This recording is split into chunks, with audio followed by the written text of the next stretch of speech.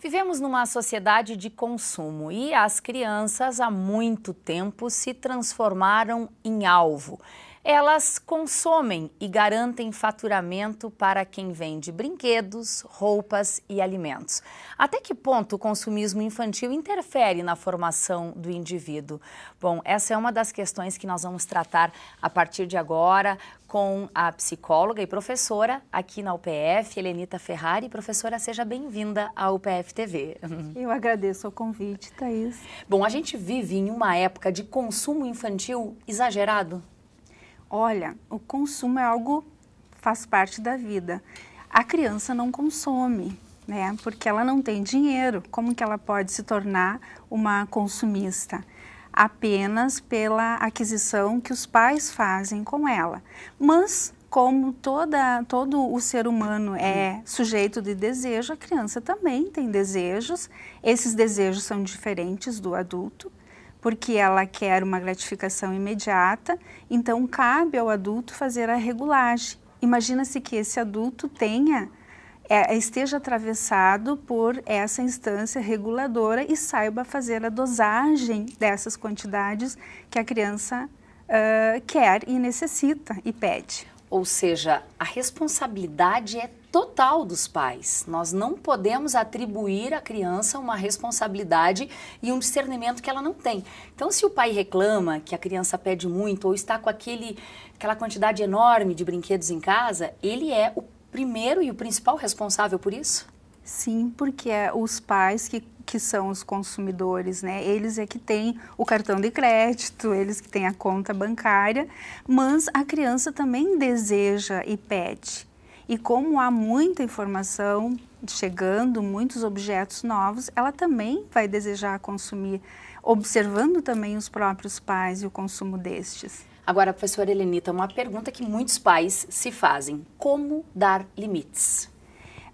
Veja bem, se os pais são os consumidores, eles primeiro têm que aprender a regular os seus limites para poder também apresentá-los para a criança. E assim como há crianças que querem, há aquelas que dizem, papai, tem dinheiro?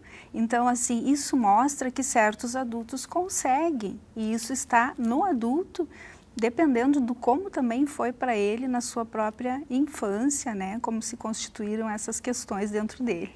Agora, professora, consumir é algo natural e, de certa forma, até necessário para movimentar a nossa economia.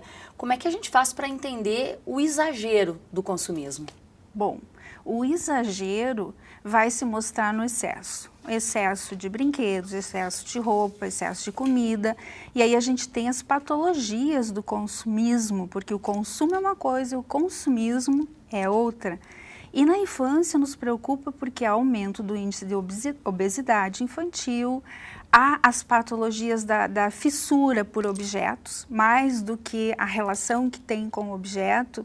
Então, as patologias do vazio, as crianças ansiosas, com abstinência quando não tem o objeto, né, angustiadas, tudo isso nos faz preocupar a questão do consumismo ou do exagero na infância. Ou seja, trazendo exemplos bem próximos da realidade.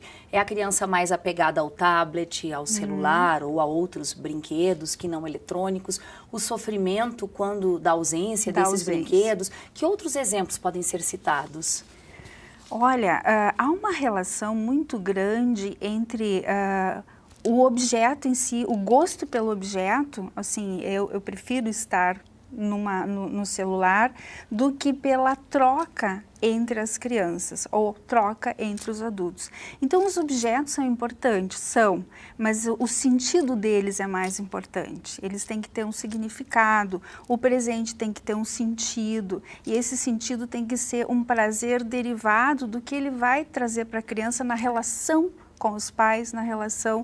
Não se deve priorizar o objeto, as pessoas, né? Então, acho que esse é o grande desafio dos pais. Quais os prejuízos de uma criança que convive desta forma, com consumismo exagerado, quando ela for uma adulta? Que prejuízos ela pode carregar para a sua vida adulta e até mesmo para a sua infância?